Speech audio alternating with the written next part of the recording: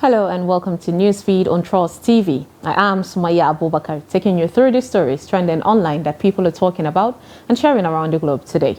Tinubu's government inherited a bankrupt country, says NSA. Saudi Arabia cancels visa of 264 Nigerian passengers on arrival in Jeddah. Tinubu directs RMAFC to raise judges' salary. And UK Prime Minister Rishi Sunak sacks Suella Braverman, Home Secretary, after she accused London police of political bias. Now, top of what's trending today, we have the current administration inherited a bankrupt country from the previous administration of former President Muhammadu Buhari, the National Security Advisor Nuhu Ribadu has said. Speaking in Abuja on Monday, November 13th, he said that the revenue generated by the Bola Tinubu-led administration is being used to repay what was taken from the country. According to him, I assure you that the federal government will not rest on its oars in ensuring a robust and viable defense management and security apparatus to address contemporary challenges, even in the face of enormous budgetary constraint. We are facing budgetary constraints. It is important for you to know that we have inherited a very difficult situation, literally a bankrupt country, no money, to a point where we can say that all the money we are getting now, we are paying back what was taken. It is serious. But this administration is doing its best to meet our requirement, particularly the armed forces. And I believe that you leaders will be able to testify to that, he said. A netizen commented, inherited a bankrupt country, but you people can gather money to buy big cars for senators. You even still have mind on planning of buying yachts. The government is not working for the people. They are only after their belly. Another person said, so basically he fought to inherit a bankrupt country. Another person asked, so how come nobody from the previous administration has been probed or prosecuted for bankrupting Nigeria? Excuses, we need solution for goodness sake. Next on what's trending, we have about 264 Nigerians who flew from Lagos and Kano State to Jeddah, Saudi Arabia on Monday, November 13th, have been denied entry into the Asian country. The Nigerians, majority of whom were going to perform Lesser Hajj, the Umrah, were turned back at the airport moments after they arrived the country via Air Peace airline. Saudi Arabian authorities were said to have cancelled their visas and insisted that the airline should return them back to Nigeria. The flight took off from the Murtala Mohammed International Airport, Lagos, via the Malam Aminu Kano International Airport, Kano, on Sunday night and landed at King Abdulaziz International Airport, Jeddah, Saudi Arabia, on Monday. But to the consternation of the airline staff, the Saudi Arabian authorities announced that all the passengers' visas had been cancelled. This was despite the fact that the passengers went through the Advanced Passengers Information System, APIS, during the check-in formalities in Nigeria, which was also monitored by the Saudi authorities. Daily Trust reports that Air Peace penultimate week launched a direct flight to Jeddah, which has been recording high load factor.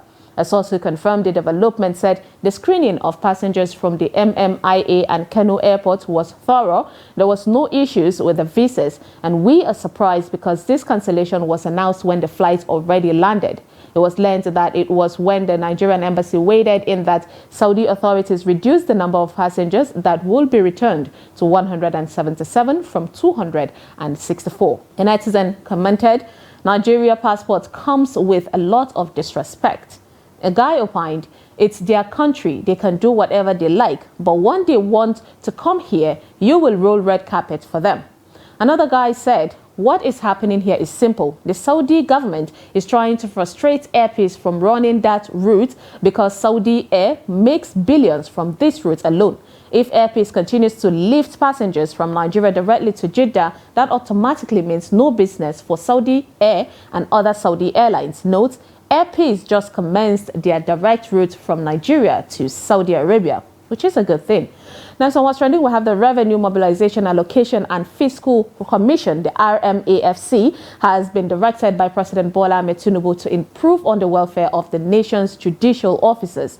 President Tinubu, whose speech was read by the Attorney General of the Federation and Minister of Justice Lateef Fagbemi on Monday, November 13th, at the opening session of the All Nigerian Judges Conference of the Superior Court, cautioned against undue criticism of the judiciary, particularly in the relation to decision on political cases.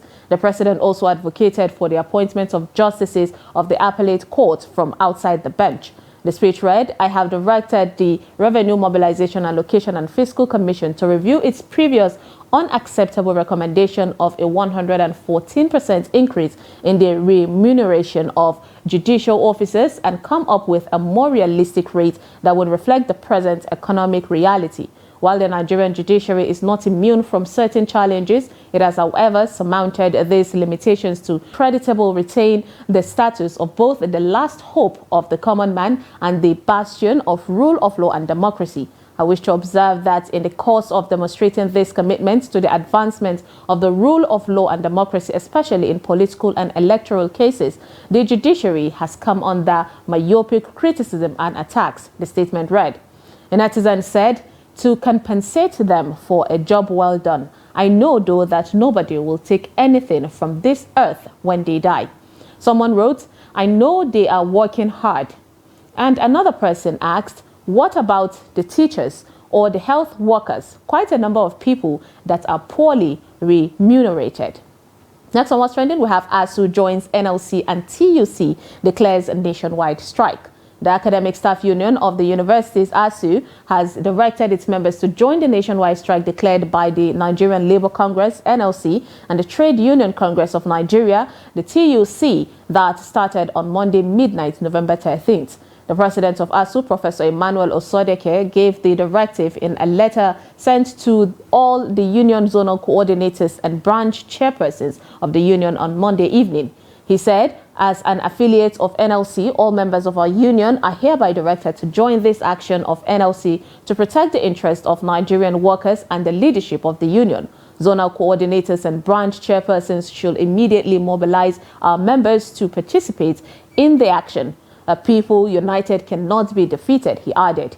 It will be recalled that NLC and the TUC embarked on a nationwide strike over the ill treatment of the NLC President Joe Ajaero during the workers' protest in Imo State, unjust declaration of 11,000 workers as ghost employees, unsettled gratuities, non-compliance of 30,000 Naira Minimum Wage Act, and declaration of 10,000 pensioners as ghost retirees.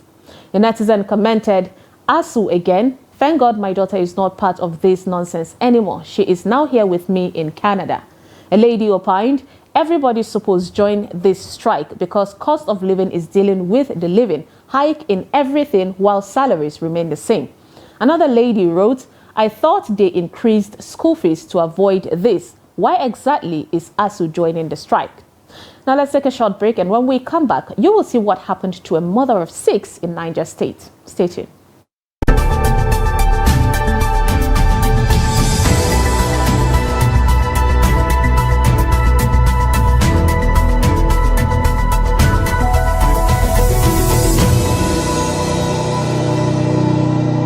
Welcome back. It's Newsfeed.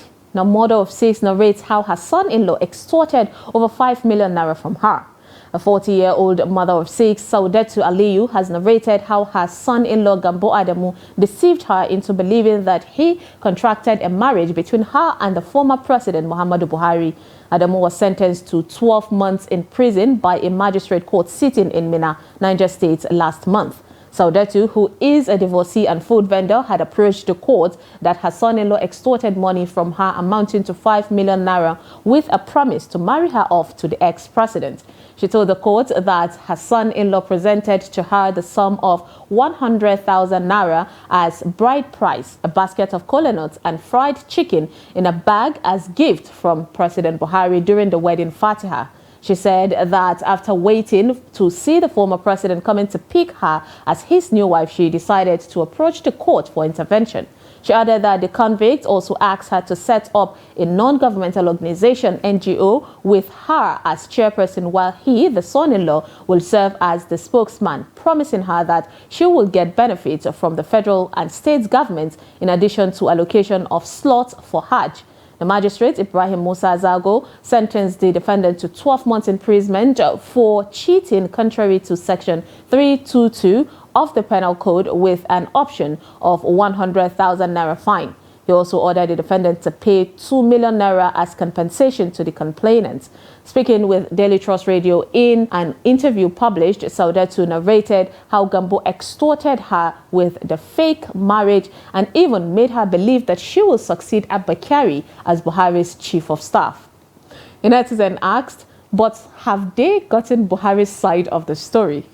A lady opined, I don't know the best reaction. Is it to laugh or cry? Indeed. And a guy added, even Buhari will laugh and piss on himself if he hears this. Next on what's trending, we have the Federal Polytechnic offers students punished for constituting a nuisance while signing out after their final exam. The students of Federal Polytechnic of Kwara State were made to frog jump for constituting a nuisance while signing out after writing their final exams. A video shared online shows them serving punishment under the sun while a staff of the institution monitored and scolded them for their action. Take a look. Here with us at the meeting.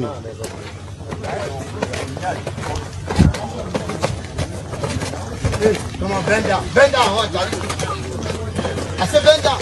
Yeah, the front, bend down. Bend down properly. People be all in the name of graduation or signing out or whatever you call it. You will be moving, you'll be constituting nuisance around town, creating security of insecurity. The guy wrote, in my 2.5 decades on earth, I have never seen the person that will bully me into doing something like this. If I can't fight back, I will run, but I will never do something like this. Another guy said, this is gross abuse of authority. The cloth is theirs, and they did not write on school property. So what kind of nonsense is this? A lady asked, what is the meaning of this on their fundamental human rights? Next on what's trending, we have Rishi Sunak has sacked his controversial Home Secretary, Suella Braverman, after she defied the Prime Minister's authority.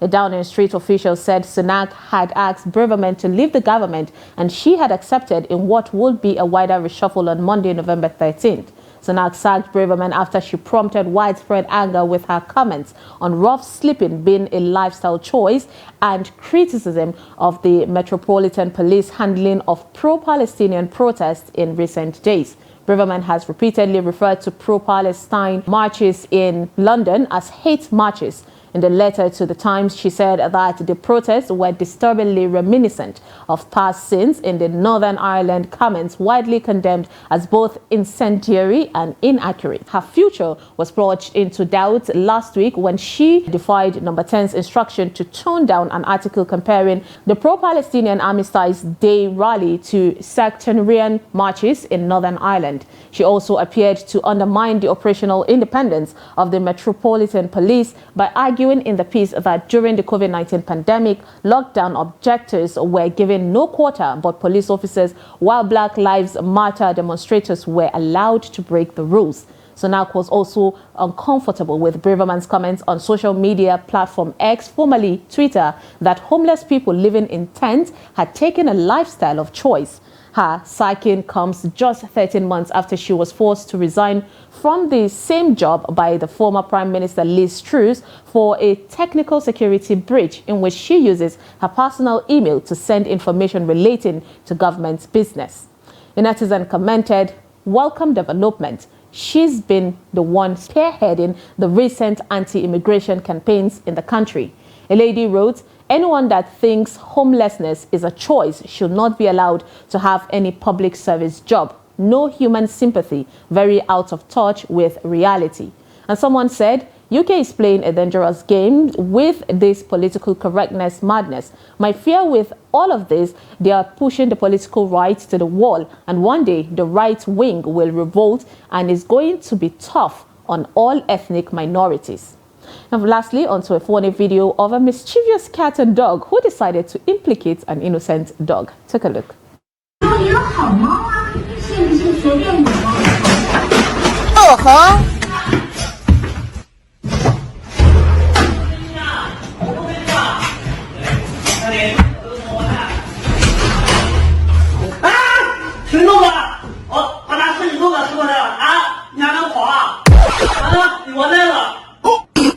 It's how that dog, just closed off the window on the other one. Well, thank goodness for the CCTV. It shows the truth.